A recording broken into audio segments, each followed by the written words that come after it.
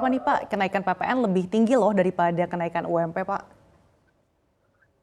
Ya, persoalannya sebetulnya Mbak Salca ataupun Pak Fajar tadi sudah gamblang menyampaikan intinya bahwa bukan masalah turun naiknya, karena di regulasi itu tidak berbicara turun naik, tidak. Tetapi jika ada turun naik, itu sebuah konsekuensi, tentu dalam hal ini. Nah itu pengertian upah minimum. Namun kita kembalikan juga upah minimum itu kan ditetapkan sebagai perlindungan kepada pekerja ataupun buruh agar upahnya sekali lagi tidak dibayar terlalu rendah akibat tadi yang disampaikan Pak Fajar, yaitu ketidakseimbangan pasar kerja, dan salah satu juga instrumen pengentasan kemiskinan serta merupakan program strategis nasional. Tadi Pak Fajar juga menyampaikan seharusnya kita juga berpikir ada yang lebih besar lagi yang belum punya proteksi upah dan jaminan sosial. Dalam hal ini adalah usaha kecil dan usaha mikro yang jumlahnya itu 90,9%. Adapun yang kita perbincangkan ini itu jumlahnya diklasifikasi usaha besar dan menengah saja, yaitu 0,1%. Walaupun kita tidak bermaksud mengesampingkan yang porsi kecil, tidak. Tetapi negeri ini kehadiran kita dalam hal ini membicarakan ini kan konteksnya juga ekonomi secara nasional gitu ya, pemerataan dalam hal ini. Saya yakinnya jika pemerintah dalam hal ini hadir untuk memproteksi upah dan jaminan sosial yang porsinya lebih besar lagi, disesuaikan dengan tentu ujung-ujungnya adalah kemampuan perusahaan, karena dengan begitu kita semuanya juga ujung-ujungnya tadi sama dengannya kemampuan daya beli pun juga bisa kita rasakan bersama.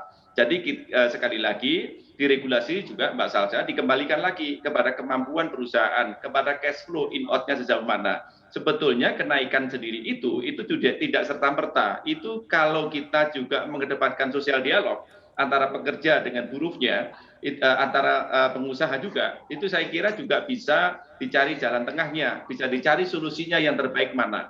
Nah kami juga kebetulan saya mewakili unsur pengusaha dalam hal ini selalu menyampaikan bagi rekan-rekan pengusaha yang dikasih kelimpahan usahanya maju, tidak terdampak dengan pandemi COVID ini kiranya juga bisa dibicarakan, tidak serta-merta mengacu kepada kenaikan 1,09% rata-rata itu. Itu kan hanya standar ya, standar minimal yang dimaksud gitu ya. Tetapi memang jika di atas itu ada formulasi di luar itu, yaitu struktur dan skala upah, dan itu pun bisa dikembalikan ke hakikat pengupahan itu sendiri, yaitu antara hubungan pengusaha dengan pekerja itu. Gitu Mbak Salsa. Oke, terkait dengan hubungan pengusaha dan juga pekerjanya, saya akan ke Pak Fajar nih Pak. Apakah dengan kenaikan upah minimum di kisaran 1,09% ini bisa menekan layoff di tahun depan Pak?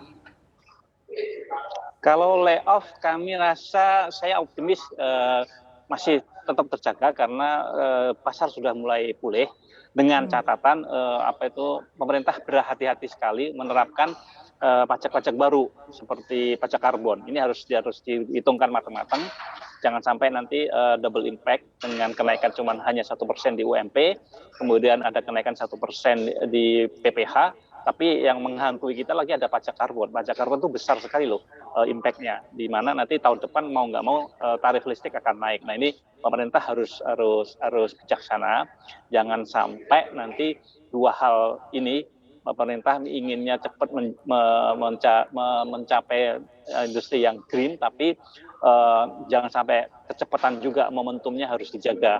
Sementara upah minimum juga baru 1%. Ya, kami lebih khawatirnya nanti kalau penerapannya tidak hati-hati dari pajak karbon dan PPN ini timingnya nggak pas, kemudian pengawasan barang beredar juga tidak maksimal, itu nanti potensi barang-barang impor itu akan lebih murah, sehingga itu nanti akan menjadi dilema atau industri dalam negeri sendiri kalah bersaing. Akhirnya nanti kalau kami dituntut untuk naikkan upah lagi, ya akan berat. Jadi di sini saya harap pemerintah bijaksana dalam menerapkan momentum ini. Oke, kita setuju industri green, oke, kita setuju dengan kenaikan PPN 1%. Teman-teman pekerja juga bisa menerima kenaikan upah minimum yang hanya 1%, tapi ya pemerintah harus menjaga atmosfer semua itu. Ujung-ujungnya adalah daya beli, dan ujung-ujungnya adalah inflasi. Jangan sampai inflasi yang sudah cukup bagus di 2021 ini tiba-tiba nanti di 2022 dengan beberapa penerapan pajak baru nanti bisa tiba-tiba uncontrollable gitu Mbak Sasa. Oke.